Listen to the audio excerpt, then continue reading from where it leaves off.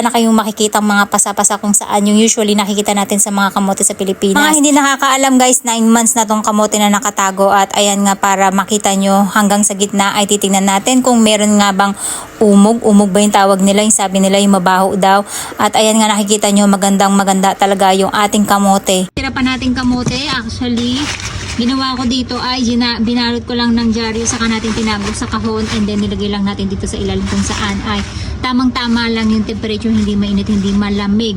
At ganyan lang yung gagawin nyo kung gusto nyo magtagal yung inyong kamote at 9 months na nga to at ayan na nga yung ating kamote. 2 piraso na lang siya at meron na lang tayong isang malaki. Dahil halos yung malalaki pinadala ko sa kapatid ko at kung makikita nyo guys, napakaganda pa din.